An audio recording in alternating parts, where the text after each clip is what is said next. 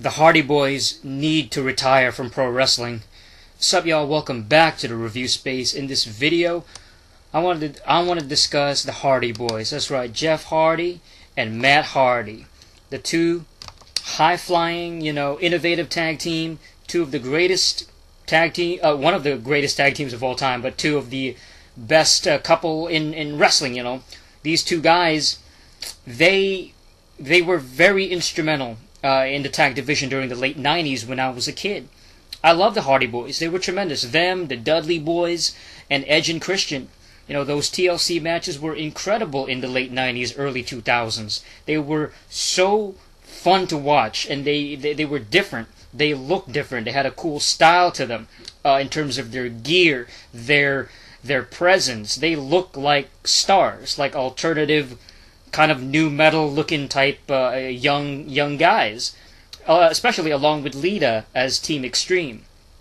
They were two guys, one girl, and they were a trio that was like really cool. They came across as a cool act, and in many ways they still are a very cool tag team. It's just that their time has come and gone. I mean, let's face it. Jeff Hardy, he debuted back in 1993. It says right here, May 23rd, 93. And so he's been doing this since he was a teenager. Same with Matt Hardy. These two guys have been around since the early mid-90s. They were doing jobber matches during like the new generation era. You're talking about guys like Razor Ramon were still in the company, and the mid-90s generation, not even the Attitude Era quite yet. And that's when they became, they put themselves on the map. It was during the late 90s period. And by the early 2000s, they were one of the more popular tag teams, tag acts. Jeff Hardy was this young, budding star. Jeff Hardy was probably the one that the company ended up choosing as the one that was going to be the most main event savvy type of face in their company. You know what I'm saying? He was a good-looking guy, right? He was the prettier dude. He was the flashier guy in terms of his athleticism. As far as charisma-wise, he definitely he just had that rock star presence. Matt Hardy was a little bit different. Matt Hardy was more of I don't even want to say like traditional wrestler, but he came across more as more grounded in his style. He was a little bit heavier, and and his face was a little bit kind of not as chiseled looking as Jeff Hardy. His face was a little bit kind of chubby cheeks, but he's still, still a good-looking guy, Matt Hardy, both of them. And they both had very respectful careers, very, very good careers. Matt Hardy was able to become the ECW champ eventually, and I think he also became the TNA champion a long time ago, back when they were still rocking in TNA. Of course, Jeff Hardy became a lot more prominent in TNA as well, as far as being a main eventer, champion, and all that. He definitely had some bad moments too in TNA, but I really enjoyed his heel run. When he was a bad guy, he had that short hair. That half his hair was like dyed blonde, and the rest of his hair was like very dark blonde. He just had a cool look, and this was like 2010 when he was like the evil Jeff Hardy, when he was using the twist of hate instead of the twist of fate. And so I was definitely a big fan of the evil Jeff Hardy phase. And then a few years go by.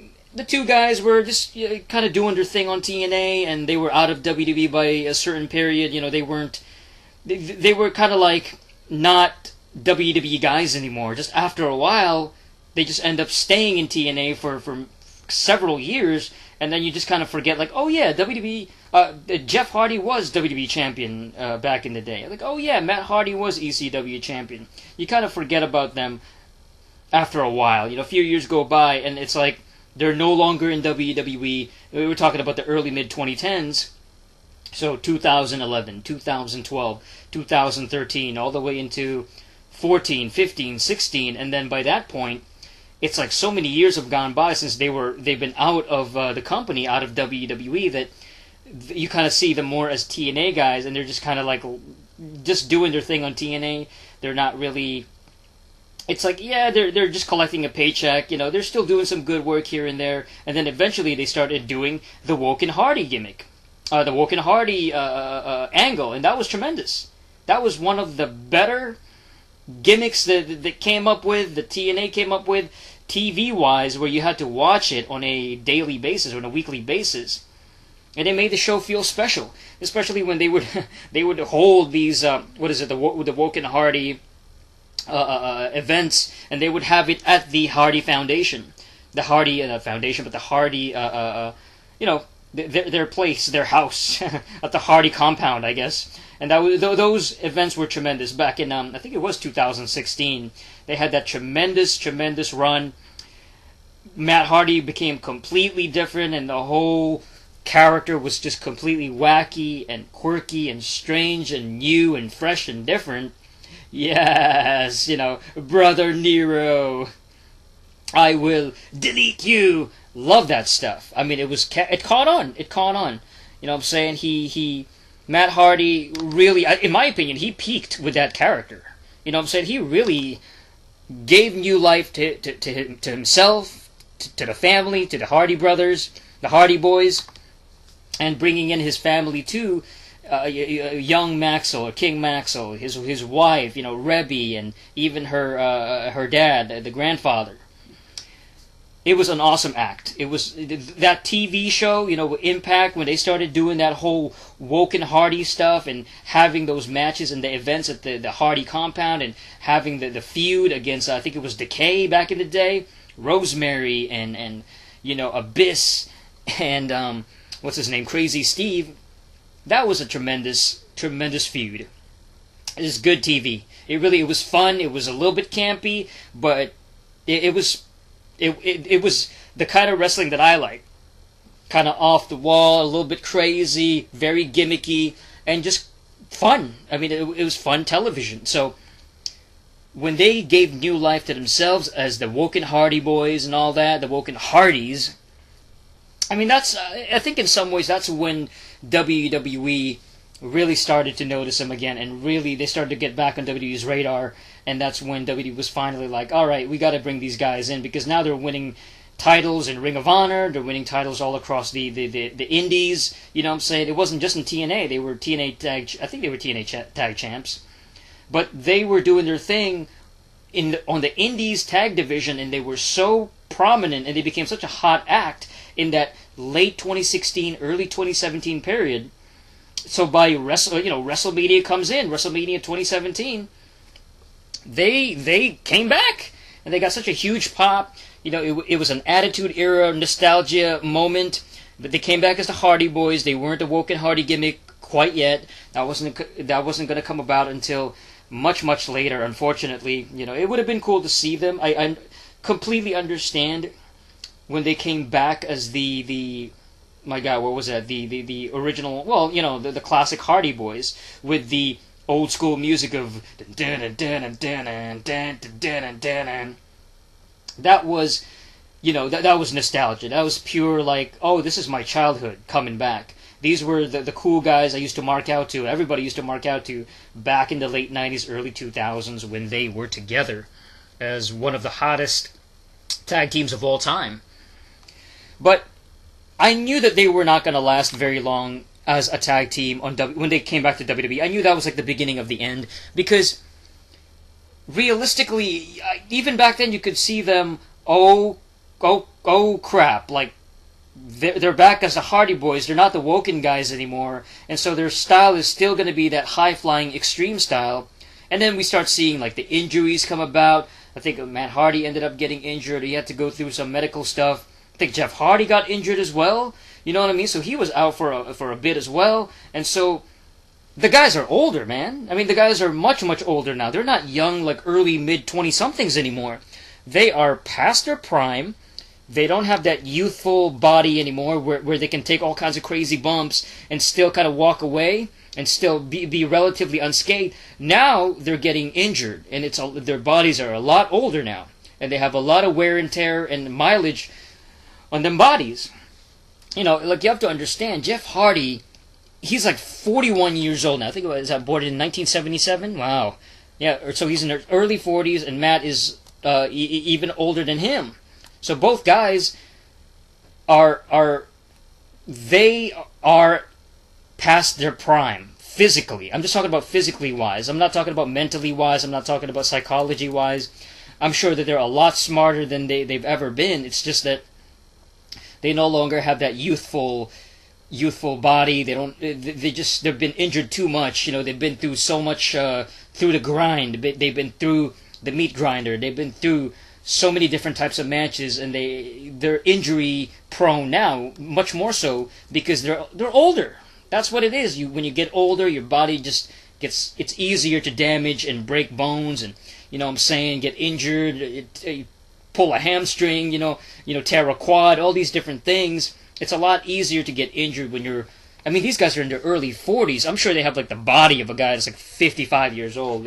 Somebody in their 60s, because they took so many bumps in their time. And the fact that they didn't come in as the Woken Hardy gimmick, which I think that would have been a lot easier on their bodies. It would have been something where if they came in as the Woken Hardys, at least back in 2017, so about a couple of years ago when they returned to WWE, they would have had a slightly easier like in-ring style that they would have been able to take some bumps and maybe have far less chances of getting injured. But instead, we get Jeff Hardy as the high flyer. We get Matt Hardy, still doing his kind of generic like Matt Hardy thing. Not so much the Woken gimmick anymore. The Woken gimmick was more about the character. It's more about having that charismatic, quirky promo and weird way of talking. The way that he speaks, that weird accent that he has. It's more about a character, more about like angles and storytelling, but not so much about being a physical, like high-flying, diving all over the place. I mean, even Jeff Hardy, him doing a swanton dive is just painful to look at. I think his body is so shot, his body is so freaking wrecked that he can barely do that move anymore without like, he's got to fall on his opponent now. He's got to fall on his opponent's body. He doesn't even do the thing where he overshoots it and he kind of lands on the back of his tailbone or whatever. He just lands directly on his opponent's body with a swanton. Still a very painful looking move. But Jeff Hardy, a former WWE champion, right? He was one of the most charismatic wrestlers they ever had. He was so over in 2008. When he became first time WWE champ, the only time he held that title, but it was such a cool moment. It was such a great celebration. And then of course he got basically jobbed out to CM Punk back in 2009, and he was kicked out of. I don't know if he was kicked out or he was just ultimately let go. He wanted to leave, or I try to keep that memory out of my mind, because that was such a bad time when I was watching WWE at that point, and like SmackDown and all that, when he was feuding with Punk, and Punk made him look like a ridiculous like loser basically, and Punk was made to obviously seem more like the superior wrestler, like he was the guy that was replacing Jeff Hardy. You know what I mean? Because he was the more I guess fresh talent. They had more. He had a bigger future than Jeff Hardy. Jeff Hardy was kind of like, okay, he's the champion, but we're going to replace him with CM Punk. CM Punk is the straight edge, drug free, doesn't use drugs, and Jeff Hardy's getting in trouble with drug use and all that stuff. And he was the one that's kind of, he's more problematic in terms of drug use or whatever. Maybe prone to something like a DUI or something like that, or same with Matt Hardy. And so those guys were they were more problematic backstage, just as far as getting in trouble with legal stuff and health issues and drug use and that kind of thing. Whereas CM Punk was the one that was like he was the clean guy. He was the one that would replace Jeff Hardy as the good-looking, long-haired, pretty boy that would be like the face of the company or whatever, at least on SmackDown. So that was a bad time, that whole 2009 period. I even stopped watching SmackDown in late 2009 when Jeff Hardy was basically jobbed out. I was like, oh, man. But you know what? Hardy had a great career, tremendous run, former WWE champion, former world champion. So he's held so many different titles. Matt Hardy, not as pushed to the top. You know what I'm saying? He was an ECW champ, which is pretty cool.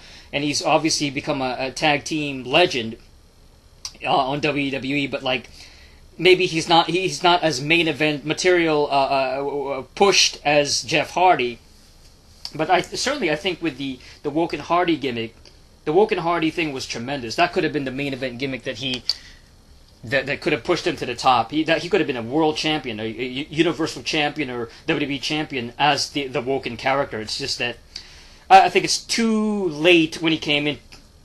When he returned to WWE, I think it was just way too late. You know what I'm saying? He was a little too old, a little too worn out.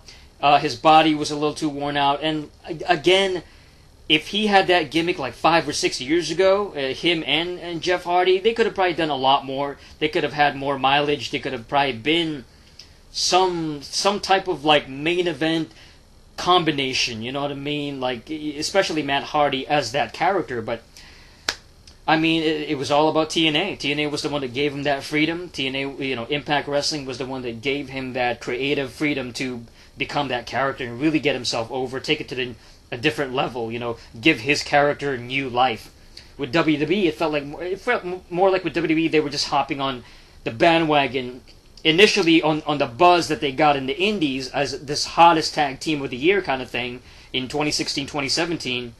They wanted to cash in on that and like, hey, let's get the Hardys back. They're hot again, but let's bring them back as the old Hardy Boys, and we're not going to turn them woke until many months later. I think it was like a year and a half later or something like that when when Matt Hardy finally became the woken gimmick, and they gave him that very loud entrance music. That kind of this extravagant, grandiose entrance music. And that's another thing, when they made him into the woken gimmick in WWE, it was kind of cool, but it felt a little too scripted, a little too not as cool, not as funny, not as spontaneous. It took away a lot of the spontaneity in the character. It wasn't as quirky anymore. It felt more like a rehearsed, scripted, kind of a cheesy, crappy, like WWE-fied version of the character. It wasn't as enthralling. It wasn't as captivating anymore. And especially with that music. I mean, the music, I think,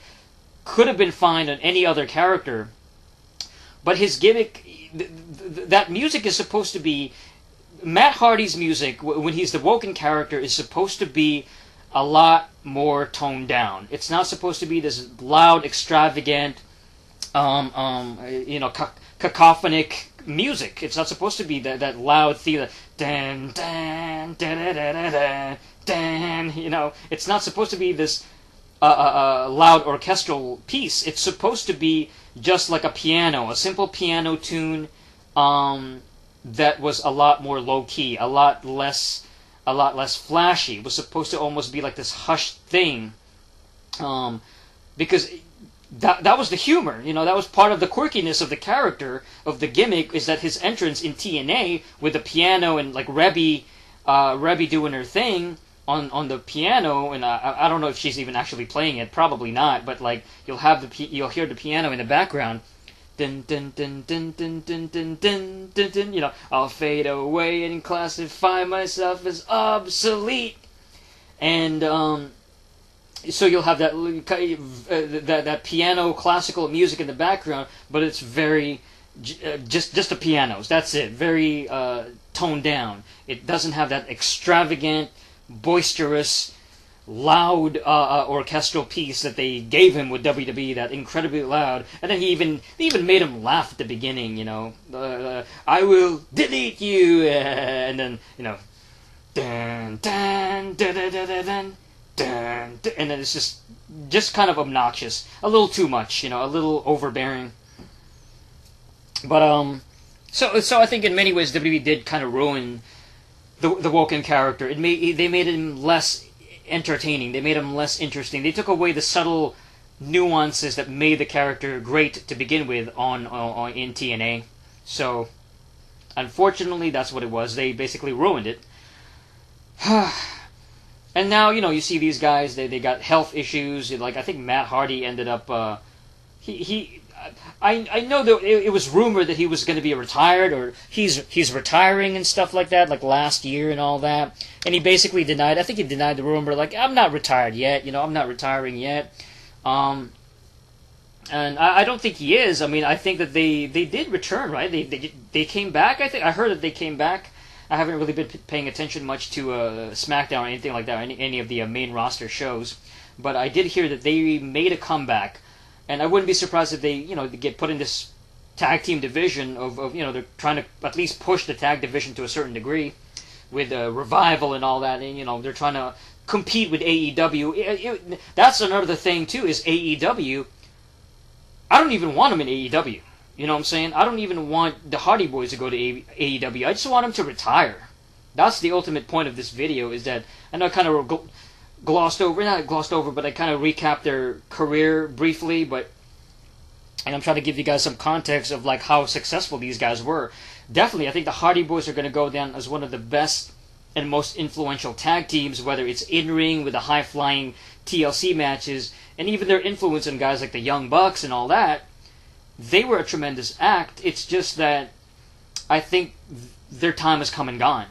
They're in their 40s, you know what I mean? Their body has been wrecked. Their body, they really do need time off. They need to just do something else. I mean, it's not even me being a hater. Like, I love these guys. These guys are one of the best tag teams of all time, one of the most charismatic and interesting and innovative, etc. But as a tag team now, I'm not even interested in them. I don't want to see them anymore. You know, it's like, just retire. You know what I mean? Just retire. It's time to hang it up. Like, just do something else. You know, Jeff Hardy can focus on his music and all that. Maybe Matt Hardy can do something else, be a backstage booker or a backstage writer or something like that, an agent, you know. Do something else. I mean, if it has to be wrestling related, and he's got all these creative ideas, because I get the impression that Matt Hardy is a very creative guy.